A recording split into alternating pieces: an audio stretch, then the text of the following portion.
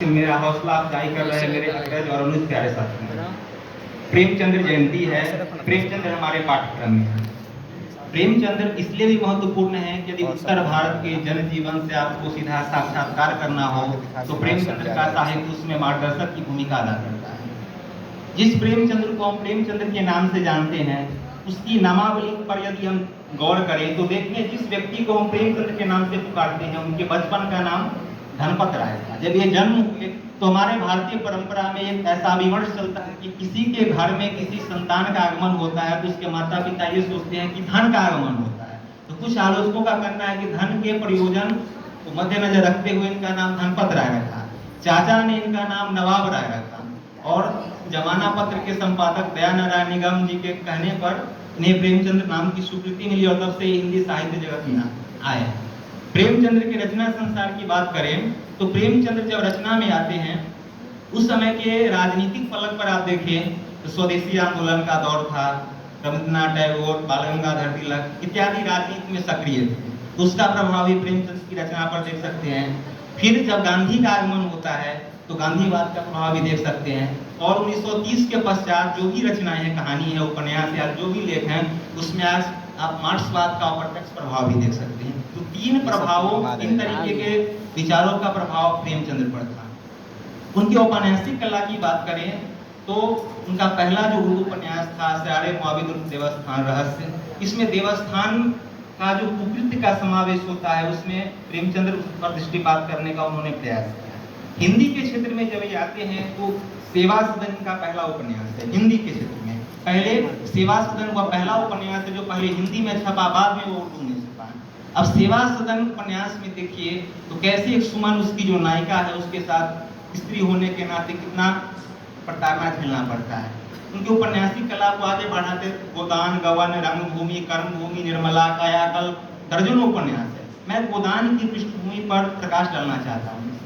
गोदान की रचना 36 में हुई है। ऐसा माना जाता है कि गोदान से पूर्व हिंदी साहित्य सम्मेलन, वार्षिक सम्मेलन में कलकत्ता में आचार्य रामचंद्र शुक्ल के साथ प्रेमचंद्र गए थे।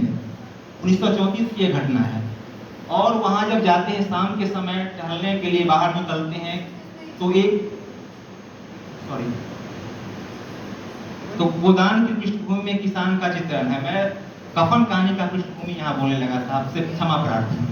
तो गोदान में क्या है, गोदान के आरंभ में आप पढ़ेंगे तो देखिएगा कि होरी कहता है कि यदि दूसरों के पांव तले अपना गर्दन दबा हो तो पांव चलाने नहीं भला। ये क्या है, ये सामंतवाद का पांव है। सामंतवाद के गर्भ से निकले पूंजीवाद का पांव है जो किसान मजबूर होकर के 5 बीघे जमीन का मालिक व होरी है और अंत में कैसे उसका अंत होता है आप देख सकते हैं।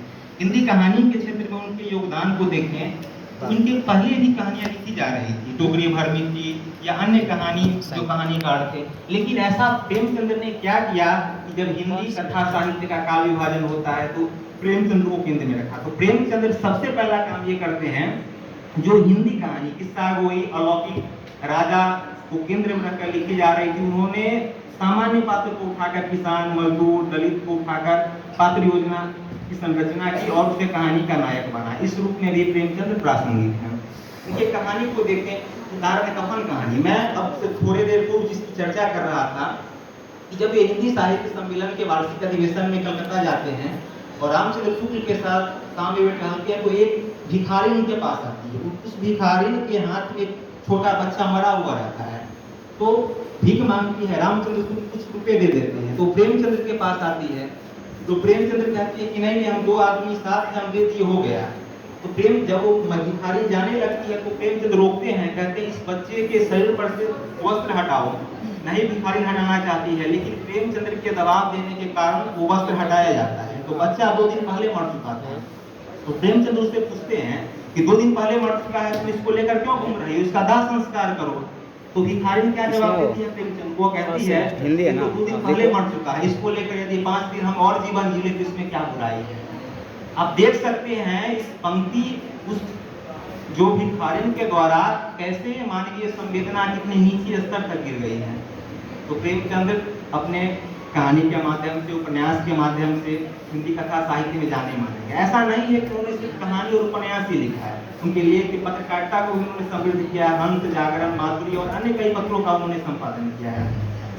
तो प्रेमचंद्र प्रासंगिक है। मैं प्रेमचंद्र जयंती पर प्रेमचंद्र का परिचय देते हुए बिहार के ही जाने माने एक कवि हैं गोपाल सिंह नेपाली, उन्होंने एक जगह अपना परिचय देते हुए कहा था कि मैं हूँ अपना आप नमूना, मेरा अपना ढंग है। तो प्रेमचंद्र का भी अपना ढंग है, वो अपने आप में नमूना है, निराला है। धन्यवाद।